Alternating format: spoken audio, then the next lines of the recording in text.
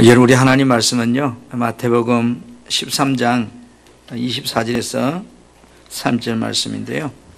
신약성경 마태복음 13장 제가 가진 성경 21페이지예요.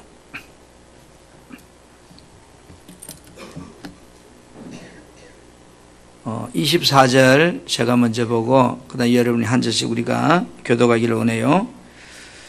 예수께서 그들 앞에 또 비유를 들어 이르시되 천국은 좋은 씨를 제밭에 뿌린 사람과 같으니 사람들이 잘 때 그 원수가 와서 곡식 가운데 가라지를 덧뿌리고 갔더니 싹이 나고 계실할 때에 가라지도 보이거늘 집 주인의 종들이 와서 말하되 주여 밭에 좋은 씨를 뿌리지 아니하였나이까 그런데 가라지가 어디서 생겼나이까.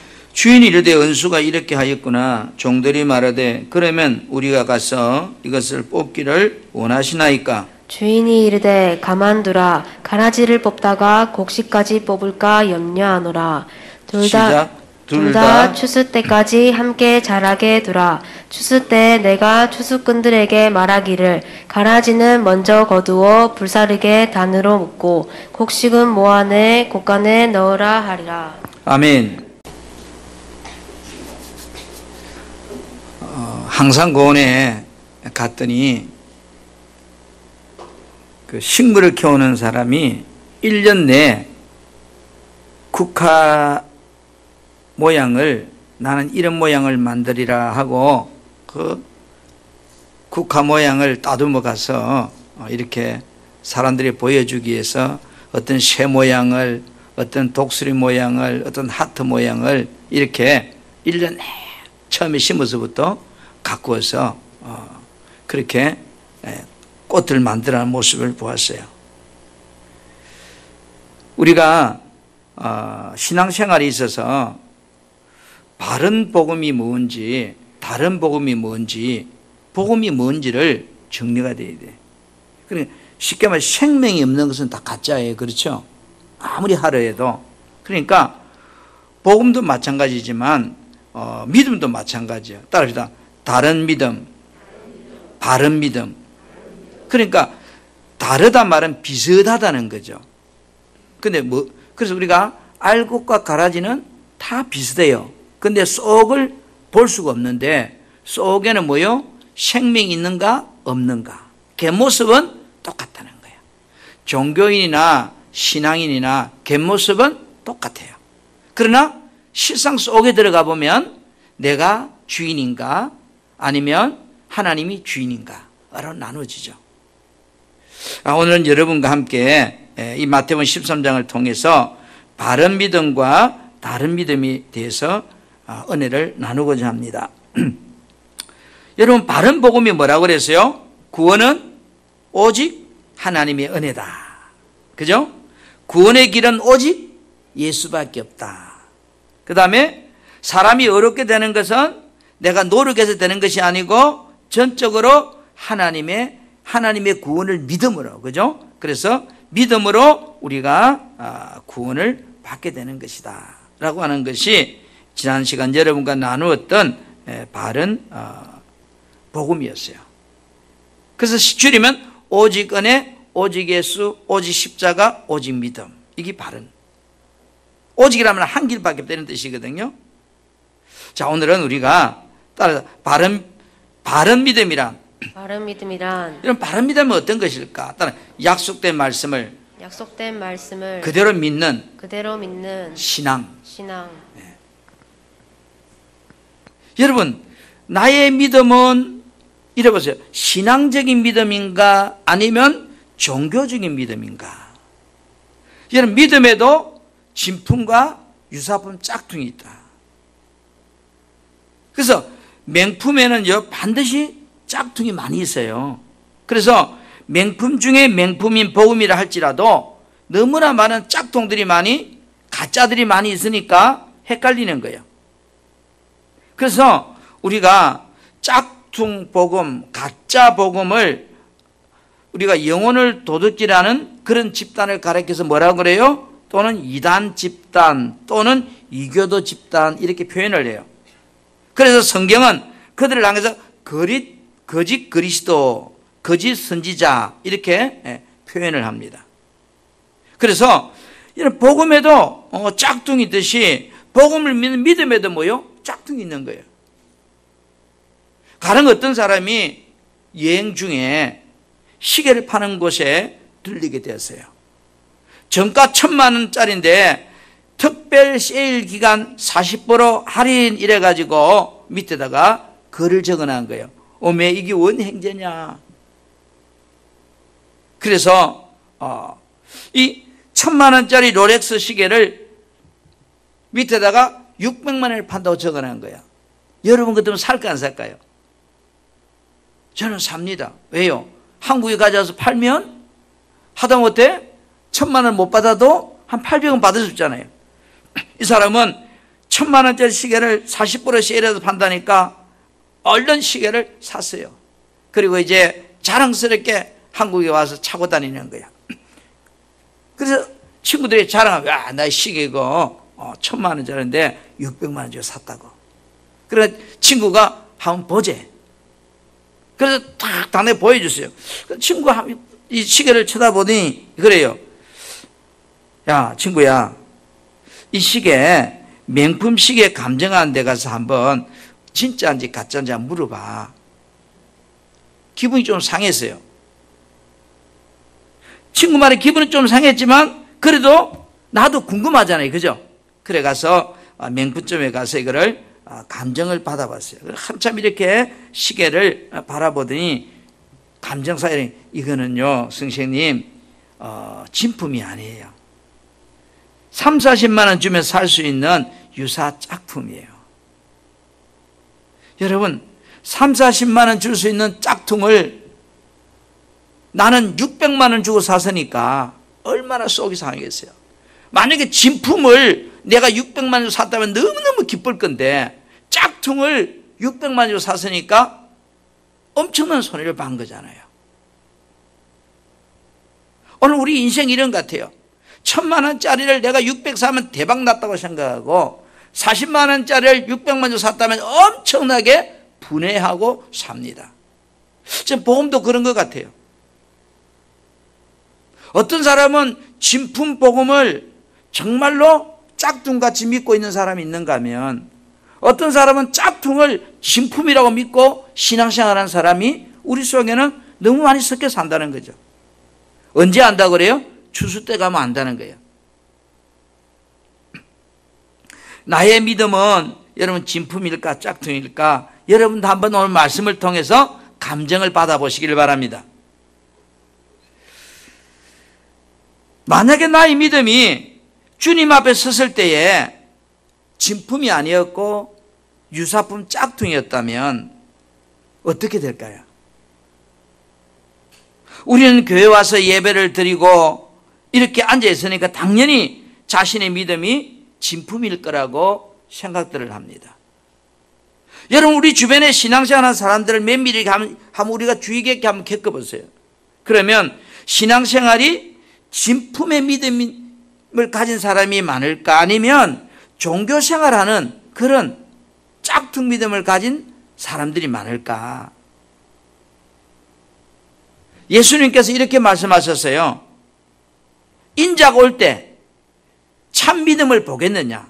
이 말은 주님의 재림때가 가까워질수록 가짜 믿음을 가진 자들이 진짜 믿음을 가진 자보다 더 많다 그런 의미겠죠. 이 말은 신앙인보다 종교인이 더 많아진다는 거예요. 오늘 분명히 내가 예수를 믿고 나는 기독교인이라 생각하고 있는데 그러면 왜 내 믿음이 진품이 아니고 짝퉁일까 하는 거죠.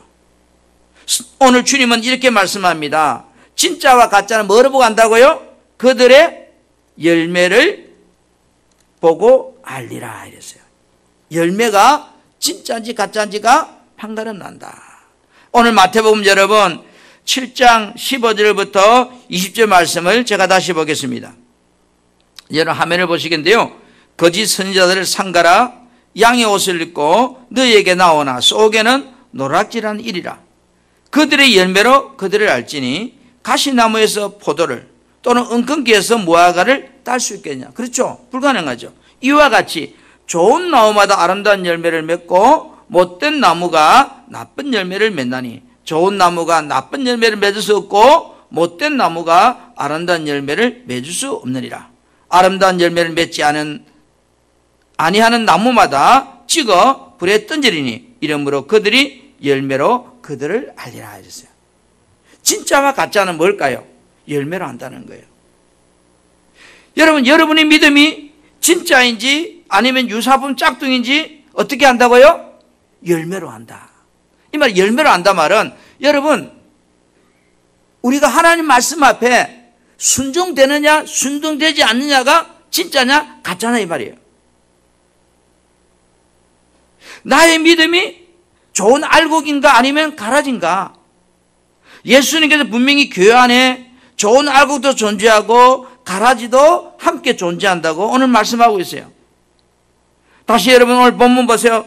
마태복음 13장 24절에 예수께서 그들 앞에 또 비유로들 이르시되 천국은 좋은 씨를 제밭에 뿌린 사람과 같다 이랬어요.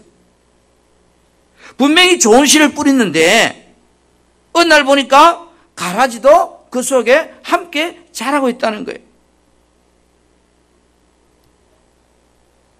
그런데 3절에 보세요. 둘 다 추수 때까지 함께 자라게 두라 이랬어요. 여러분, 알곡과 가라지가 교회 안에 그대로 있다는 거예요. 언제까지요? 주인이 추수할 때까지. 좋은 곡식과 가라지는 분명히 교회 안에 공존하고 있다. 이걸 우리가 늘 기억해야 돼요. 어쩌면 우리 안에도 지금 있을 거예요. 여기서 추수 때란 말은 주님이 재림하실 때 종말의 때를 이야기하거든요. 그래서 분명히 우리가 교회에 등록하고 교회에 나오는 자 중에 어떤 사람은 좋은 알곡으로 지금 이제 여물어가는 사람이 있고 어떤 사람은 시간이 지날수록 자꾸 쭉저기로 변해가는 그런 종교는 있다는 거예요. 사람들은 다 이렇게 생각할 거예요. 나는 가라지가 아닐 거라고. 나는 알곡일 거라고.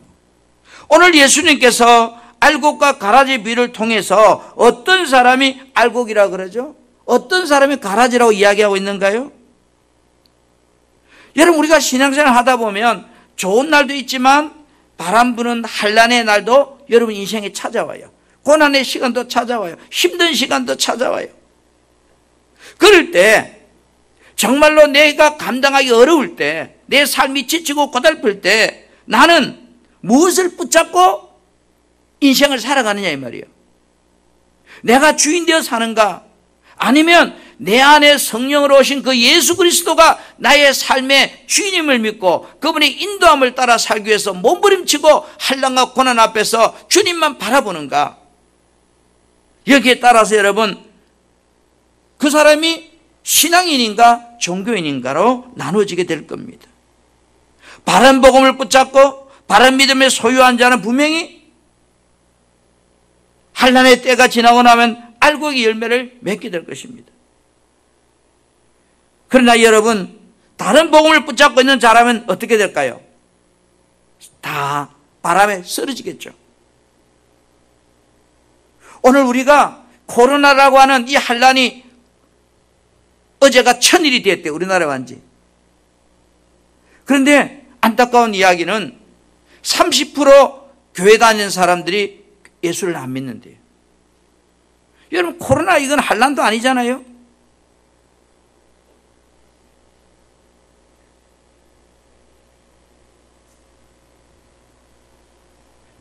그래서 제가 아는 사람, 내 행적안 중에도 그래요. 야, 교회 가야 돼. 교회 가면 코로나 걸리면 직장 그만둬야 돼. 오빠, 너무너무 마음이 아파요. 코로나 걸리면 직장 생활에 지장이 있으니까. 그래서 교회를 안 간다는 거예요. 벌써 2년째 안 가고 있어요.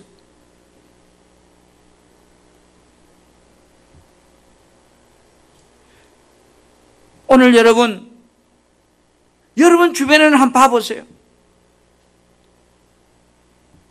겉으로 보기는 11조도 하고 신앙생활도 하고 주일도 지키는 것 같는데, 신앙인처럼 보이는데 정말로 바른 복음을 붙잡지 못하고 다른 믿음으로 살아가는, 다시 말해서 종교인 같은 그런 신앙인들이 너무너무 많아요. 여러분, 종교인을 가르쳐 성경은 뭐라 그래요? 가라지라고 해요. 가라지. 가라지는 생명이 없는 거예요. 오늘 교회 안에 바른 신앙인도 있지만 종교인들도 분명히 오늘 예수님이 함께 공존하고 있다고 분명히 우리에게 지금 말씀하고 있습니다. 주님이 있다면 있는 거잖아요. 교회 안에는 바른 복음을 붙잡고 사는 자들과 오염되고 변질된 복음을 붙잡고 사는 그런 가짜, 다시 말해 종교인들이 너무 많다. 누가복음 3장 17절에 이렇게 말씀해요. 손에 키를 들고 자기 타작마당을 정하사 알곡은 모아 곳간에 들이고 쭉쭉이는 끄지 않은 불에 태우리라 이랬거든요. 손에, 여러분 키가 뭐냐면 우리 옛날에 경상도 체이라고 그래. 체이, 그죠? 이렇게 치는 거. 그러면 알곡은 어때요? 안으로 들어오고 쭉쭉이는 바깥으로 나가는 거예요. 그런데 여러분 어떻게 해요? 시골에 자라봐서 알곡은 다 담아가지고 쌀자루 담아가지고 창고에 가가지만 쭉쭉이는 모아놓고 뭐요? 우리말로 불 지르잖아요. 마당에 지르놓고. 똑같은 거예요. 분명히 같이 있었어요. 어떤 게 알곡인지 쭉쭉이 몰랐어요. 그러나 추수를 해보니까, 그 다음에 퀴즈를 해보니까 알곡과 쭉쭉이가 확연하게 나눠지는 거예요. 근데 여러분 쭉쭉이는 필요 없잖아요. 그러니까 불태워버리는 거고, 알곡은요 내가 필요하니까 창고에 가져가는 거예요. 오늘 하나님이 여러분의 영혼의 때에 퀴즈를 할 때 내가 쭉쭉이라면 어떨까요? 결국은 그 종교인은 구원받지 못한다 이 말이잖아요. 불에 태워진단 말이에요. 지옥 간단 말이잖아요. 여러분, 알곡과 쭉쭉이 이 비유를 통해서 알곡과 쭉쭉이 공통점이 있습니다. 둘 다 겉모습이 뭐요? 똑 닮았다는 거예요. 껍질이 다 있다는 거예요. 속은 볼 수 없으니까. 오늘 제가 여러분의 속을 볼 수 없잖아요. 이래 앉아있으니까 다 예수를 믿는 사람 같이 보이지만 여러분의 속은 누가 알아요? 주님이 알고 여러분만 알아요. 겉모습이 다 껍질이 같아요. 근데 알곡과 쭉쭉이가 껍질이 존재한다는 것은, 알곡이나 쭉쭉이는 믿음의 예행적인 모습은, 쉽게 말해 신앙인이나 종교인이나 믿음 생활하는 모습은, 겉모습은 다 똑같더라는 거예요. 그렇죠? 나름대로 가서 예배 행위를 하고, 나름대로 가서 경배를 하고, 나름대로 가서 열심도 있고, 겉으로는 똑같다는 거예요. 그러나 알곡은 껍질 안에 뭐가 있어요? 생명을 지닌 알맹이 있어요. 알맹이, 생명이 있다고요. 여러분, 하나님의 말씀이 생명이잖아요. 이 말은 하나님의 말씀을 믿는 자라는 거예요. 알곡이라면. 여러분이 정말로 신앙인이라면 하나님의 말씀을 그대로 믿는 자라는 거예요. 얼마 전에 국민일보에서 발표 중에 미국에 사는 개신교 신자들이 50%가 성경 말씀을 우리는 그대로 믿지 않습니다 라고 발표 자료를 내놨어요. 내가 믿어지는 건 믿고 내가 믿을 수 없는 건 안 믿는다는 거예요. 그럼 미국 사람만 그럴까요? 여러분 홍해바다가 갈라졌다고 하면 여러분 믿어지신가요? 주님이 심판해 주러 오신다면 믿어지는가요? 7년 대환란이 있다고 하면 믿어지는가요? 만나와 메추라기가 40년 동안 내렸다면 믿어지는가요? 그게 내 생각으로 믿어진다면 내가 비정상이죠. 그래서 그들은 내가 안 믿어지는 것은 안 믿는다는 거예요.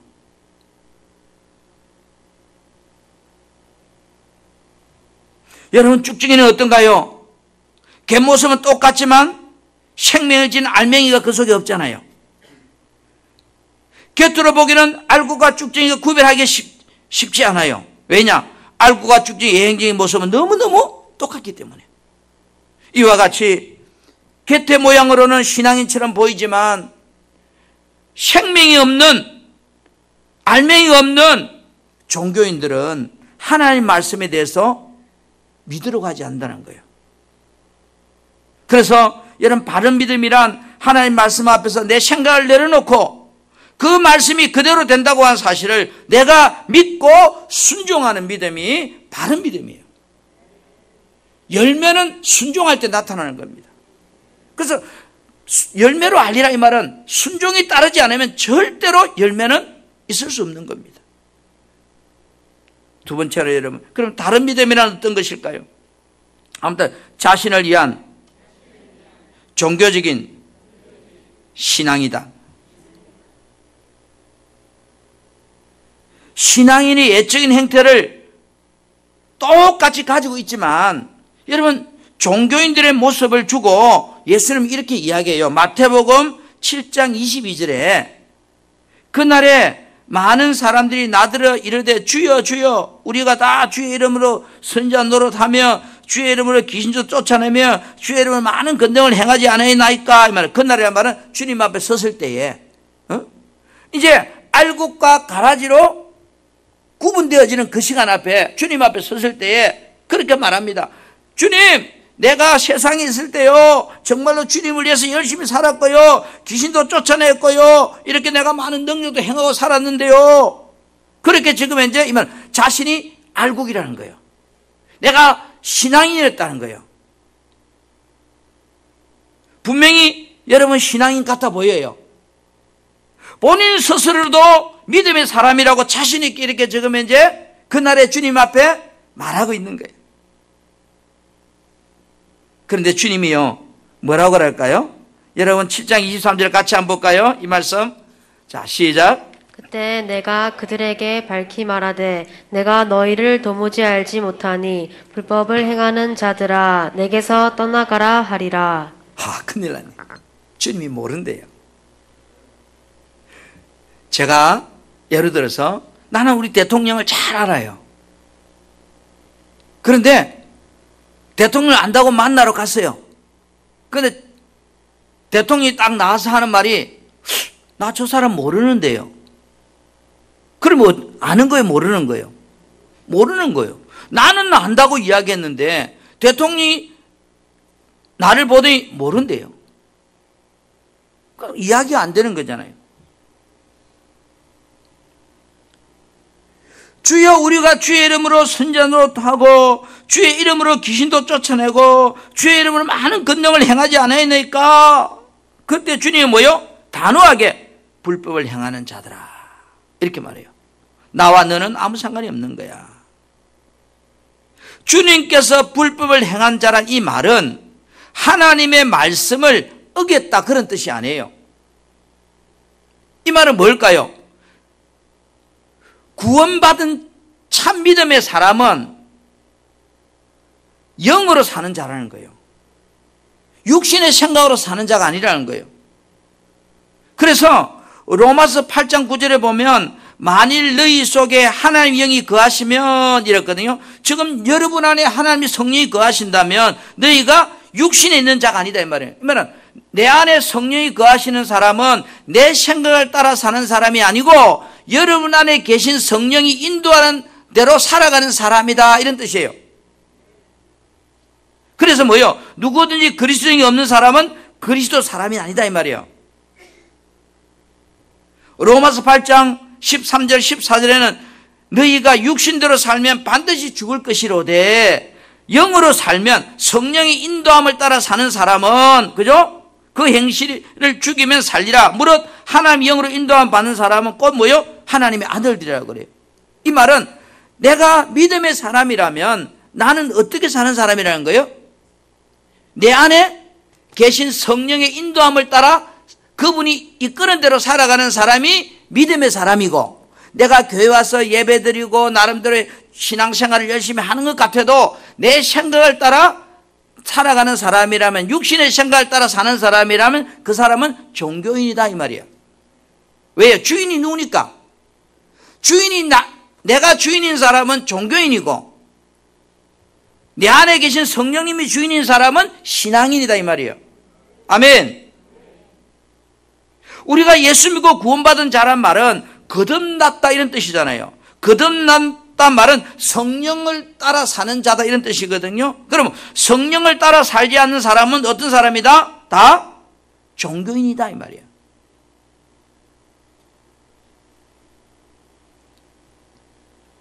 로마서 8장 9절 말씀을 쉬운 성경을 보고 이렇게 번역해 놨습니다. 누구든지 그리스도의 영이 없으면 그 사람은 그리스도의 사람이 아니요 그리스도에게 속한 수 없다.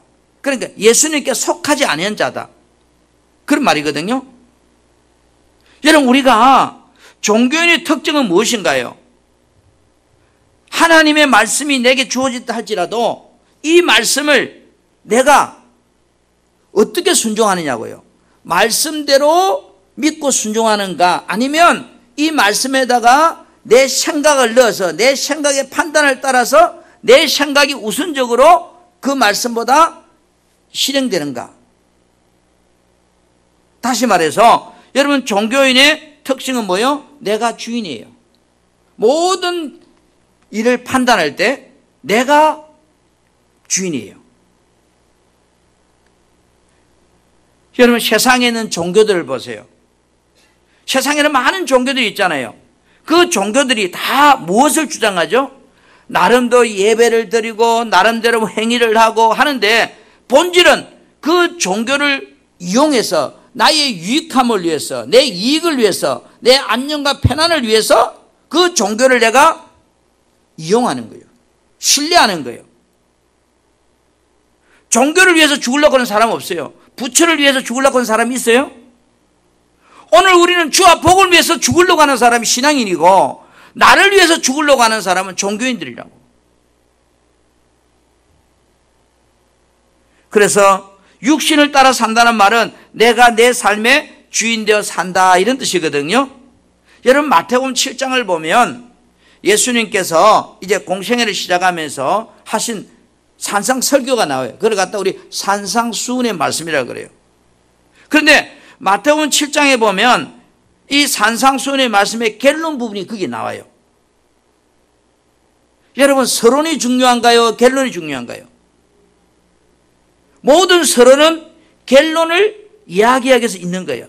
그래서 마태복음 5장 6장을 보면 뭐요? 복 있는 사람은 악인에게 이 팔복에 대한 복에 대한 이야기를 쭉 말씀하세요. 이 복에 대한 이야기를 하시다가 이제 설교의 팔복의 말씀이 끝나고 마태복음 7장 20절부터는 결론을 주님이 이야기하고 있어요. 다시 말해서 결론이 뭐를 이야기할까요? 여러분, 한번 이렇게 입장을 바꿔보세요. 내가 돈이 좀 필요해요. 우리 엄마한테 돈을 한 몇만 원 타야 되겠는데, 엄마 보자. 엄마, 나 돈 5만 원 줘. 이러면 엄마가 화를 낼까? 아니면 주라고 한다고 아낌없이 탁 줄까요? 되게 주는 사람 뭐 하려고 할 건데 물을 거예요. 그런데 지혜로운 아들 어때요? 아가씨 엄마한테 돈 5만 원 주라고 말하기 전에 뭐 이런 이야기지. 엄마 이제 잘 계신다고 어리저리 막 여러 가지 이야기하다가 한참에 이야기하다가 결론은 뭐예요? 엄마 눈치 봐가면서 엄마, 나 돈 5만 원 필요해. 결론적으로 서로는 뭐 하려고 한 거예요? 엄마한테 알랑방구 낀 거는 엄마한테 용돈 달라고. 이처럼 서로는 결론을 도출하기 위해서 있는 거예요. 그래서 산상수훈의 5장, 6장, 7장 중반절까지 말씀은 7장 20절의 말씀의 결론을 주님이 설교를 듣는 저들에게 말씀하려고 하고 있는 거예요. 그런데 여러분, 산상수훈의 결론이 어떤 말씀으로 여러분 채워졌을까요? 자, 마태복음 7장 22절 다시 이 말씀을 봅니다.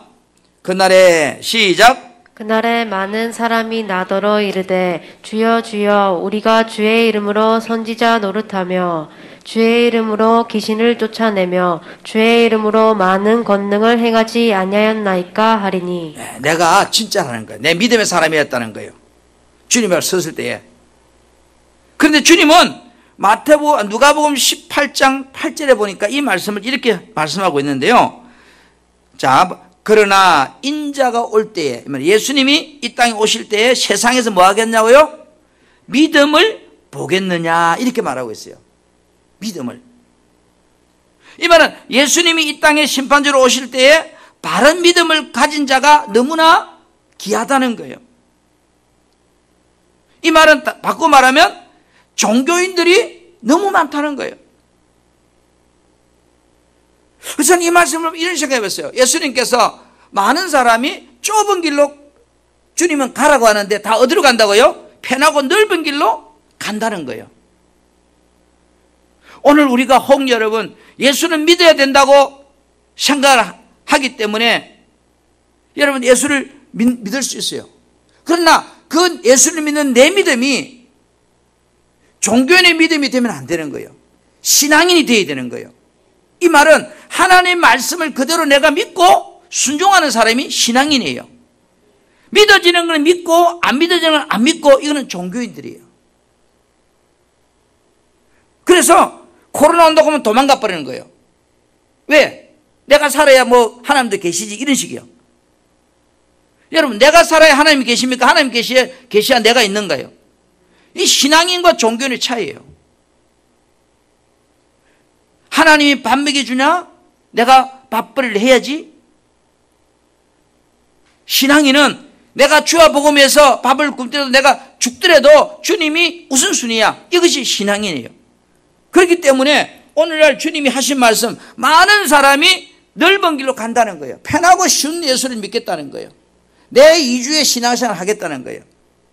그러나 주님은 그렇게 말씀하여 너희는 좁은 길로 가라. 좁은 길은 찾는 사람이 적다는 거예요. 사랑하는 성도 여러분, 이 말은 좁은 길이라면 다른 거 아니에요. 내가 하나님의 말씀 앞에 그대로 순종하고 사는 사람인가? 아니면 하나님의 말씀이 어떤 말씀을 하실 때에 내 생각과 내 삶과 내 가치관과 내 행편을 다 고려해서 내가 맞으면 순종하고 안 맞으면 순종 안 하는 그런 나는 신앙생활을 하고 있는가? 여러분 오늘 마태복음 7장 24절부터 27절 산상순의 결론 말씀이거든요. 제가 보겠습니다. 그러므로 누구든지 나의 이 말을 듣고 행하는 자는 뭐라고 그래요? 그 집을 반석에 지은 지혜로운 사람이다. 그래, 행한다 말이 열매. 26절에 보면 보세요. 25절에 비가 내리고 창수가 나고 바람이 불어 그 집에 부딪히며 무너지지 아니하나니 이는 주초를 반석에 놓은 까닭이다. 이 말은 신앙생활 하다 보면 어때요? 얼음이 오고 한란이 오고 고난이 오죠. 예수 믿는다고 여러분 고난이 없는가요? 아픔이 없는가요? 그때에 흔들림 없이 주님을 붙잡고 바른 복음을 붙잡고 살아가는 그 사람은 지금 뭐요? 주초를 반석에 놓은 사람과 같단 말이에요. 이 말은 그런데 내 말을 듣고 행하지 아니하는 사람은 모래 위에 지은 사람과 같단 말이에요. 그래서 모래 위에 지은 사람은 비가 내리고 창수가 나면 어때요? 다 무너진다는 거예요. 여러분 살아가다가 예수 믿는데 얼음이 오고 한란이 오고 고통이 왔을 때에 내 생각을 따라 살아가는 사람들은 모래 위에 집 지은 사람과 똑같다는 거예요. 우리는 어디에다 집을 짓고 하나님의 말씀에다가 집을 짓고 살아가는 신앙인이 되어야 돼요. 진리의 말씀에다가 기초를 두고 흔들림 없이 살아가는 배남이 없은 이 말씀을 끝까지 내가 믿는 그 신앙인이 되어야 돼요. 이게 신앙인이지 종교인은 하나님 말씀 믿어요. 믿다가도 내가 분리하고 내가 어려우면 다 내버리고 내 생각을 따라서 가버리는 사람들. 그래서 신앙생활 제대로 한다는 게 정말로 우리가 어려운 거예요. 회사에서 여러분 예를 들어 보세요. 자, 코로나 걸리면 출근 당신 해고야. 이거는 보통 심각한 문제가 아니에요. 내가 직장을 잃느냐 마느냐 문제예요. 내가 교회 가서 코로나 걸려가지고 직장을 잃는다면 이러야 돼야 되는데 다른 데는 다 돌아다니면서 주일날 교회 코로나 걸릴까 싶어 안 온다. 그럼 이거는 신앙인인가 종교인인가? 나는 판단을 못하겠어요. 여러분이 생각해 보세요. 한국 교회는요, 바른 복음과 다른 복음에 대해서는 어느 정도 분별력이 있어요. 왜? 이단이 뭔지 아니까. 그런데 바른 믿음과 다른 믿음에 대해서는 사람들이 헷갈리고 있단 말이에요. 신천지는 이단이다, 불교는 이단이다, 이건 알아. 그런데 바른 믿음과 다른 믿음을 이야기하라고 하면 헷갈리는 거예요.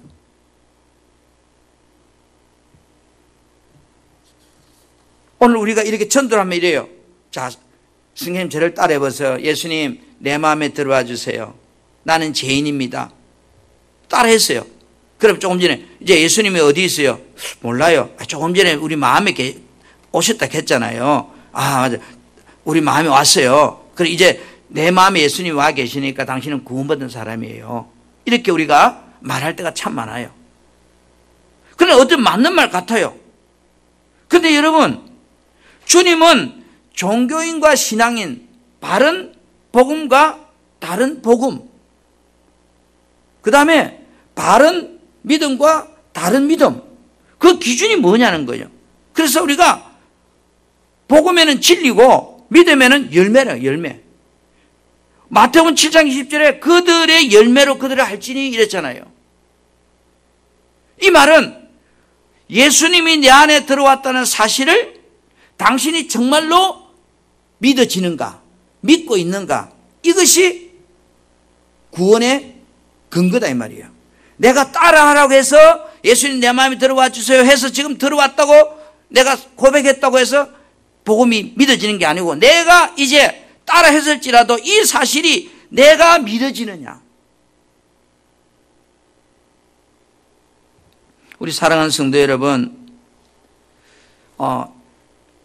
예수님께서 이제 십자가에 달리기 전에 제 아들을 묻습니다. 야, 사람들이 나를 두고 누구라고 그러니? 그러니까 뭐 엘리야다도 그런 사람이고 선지자는 사람인데, 그때 이제 예수님께서 야 베드로야, 너는 나를 누구라고 생각하니? 그러니까 베드로가 뭐예요? 주는 그리스도시요 살아계신 하나님의 아들이다, 이렇게 고백했어요.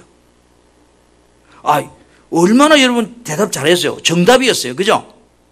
예수님이 빡빡 이래야 되는데 예수님은 그렇게 안 해요. 야, 너 오늘 밤에 내 팔아먹을 거야. 그러니까 얼마나 황당해요, 베드로가. 그러니까 베드로 뭐래요? 주님, 모든 사람이 다 주님을 뿌리고 도망가도 나는 도망 안 갈 겁니다. 절대로 안 가요. 그렇게 큰 소리 빵빵 치거든요. 여러분, 이렇게 볼 때 정말로 베드로가 믿음 좋은 사랑을 받잖아요. 뭐 다른 사람 다 도망가도 자기는 안 간다고. 그런데 여러분, 베드로의 믿음이 아직까지 여러분 고백은 이렇게 하고 있지만 그가 신앙인인가 종교인인가 라고 하는 갈등의 부분이 있을 때 베드로의 믿음은 온전히 성령에 이끌려 사는, 성령 충만 받고 이후의 삶이 비로소 베드로는 신앙인이 됩니다. 이 말은 베드로가 그렇게 고백하는 것은 지금 누가 하는 거예요? 자기가 하는 거예요. 내 의지로 내가 모든 거 다 버리고 갈지라도 나는 주님 안 떠납니다. 큰 소리 팍 쳤잖아요. 성령에 이끌려서 하는 것 같지만 사실은 뭐예요? 베드로 지 의지로 하는 거예요. 내가 신앙생활 잘할 겁니다. 목사님, 나는 집사인데요, 내가 봉사 열심히 할 겁니다. 내가 이 교회를 해서 목숨 걸 겁니다. 나는 이 교회를 해서 목숨 건다고 하는 사람 제일 먼저 가더라고요. 자기 의지라고요. 나중에 보세요. 베드로는 어때요? 성령 받고 나서는요, 죽인다 해도 주님을 부인 안 하잖아요. 이게 신앙이란 말이에요. 근데 보세요. 베드로가 이제 큰 소리 쳤는데 정말 주님이 이제 잡혔어요. 그러니까 계집종이 와서 아, 저 사람도 같이 있었습니다. 이러니까 베드로가 뭐야? 나 그 예수 모른다고 세 번이나 부인하잖아요. 아, 나 절대 그런 사람 아니라고. 여러분, 이 드라마를 한번 생각해 보세요. 누가 들으면 베드로가 믿음이 좋은 신앙인 같았고 정말로 예수 닮은 주의 제자 같았는데 삶의 문제가 내 어려움이 딱 오니까 뭐예요? 오리발 딱 내밀면 나는 아니라고 도망가 버리잖아요. 오늘 우리가 만약에 여러분의 신앙의 생활의 모습이 이렇다면 아직도 여러분은 성령에 이끌려 사는 신앙인이 아니고 내가 주인 되어 사는 신앙인 같은 종교인인 거예요. 내가 신앙이 되려고 하면 나는 죽고 예수로 사는 자가 되어야 돼요. 성령으로 사는 자가 되어야 돼요. 그때부터 나는 하나님 말씀이 맞든 안 맞든 예스라고 대답하고 순종이 되는 신앙이 되는 거라고요. 사랑하는 우리 성도 여러분, 자신은 평생 예수 믿는다고 생각하고 교회 다녔다고 생각했는데 나중에 주님 앞에 섰을 때에 주님이 도무지 내가 너를 알지 못한다고 하면 우리는 어떡해요? 정말로 황당하지 않습니까? 그 사건이 바로 베드로가 예수님이 십자가 지는 문제 해놓고 그 다음에 사도행전 와서 베드로가 성령 받고 베드로가 변화되는 그 과정의 한 세트가 바로 신앙인과 종교인의 삶을 적나라하게 우리에게 보여주는 표본이에요. 사랑하는 우리 성도 여러분, 하나님 말씀 앞에서 정말 내가 그대로 순종이 되지 못한다면 여전히 지금 내가 예수 믿는다고 폼 잡고 있어도 내 인생의 주인은 내가 주인이에요. 주님이 주인이 아니에요. 주님이 주인이 아닌 사람은 죄송합니다. 종교인이에요. 목사라 할지라도 내 생각을 따라 살고 내 방법을 따라 살아가는 사람이라면 그 사람은 주님을 좀 빙자해서 내가 혜택을 보겠다고 하는 종교인이지 신앙인은 아닙니다. 정말로 내가 신앙의 길을 걷기를 원한다면, 여러분 구원받았다면 내 안에 성령으로 그분이 와 계십니다. 주인이 와 계십니다. 그 주인이 여러분을 끄는 대로 주님의 말씀 앞에 내가 토하지 않고 순종할 때 뭐요? 주님은 뭐로 한다고요? 열매로 한다고요. 열매로 나타나게 돼 있어요. 우리 사랑하는 성도 여러분, 예수 믿고 구원받는 자는 바른 믿음을 가져야 돼요.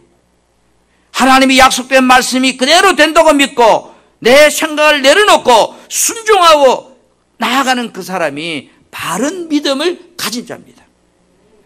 내 안에 오신 성령의 인도함을 받고 살아가는, 정말로 우리가 바른 믿음을 가지고 살아가는 복된 신앙생활을 하기 위해서 다른 박질 치는 선한 싸움을 싸워가는 여러분이 되어지기를 우리 주님의 이름으로 축복합니다. 아멘.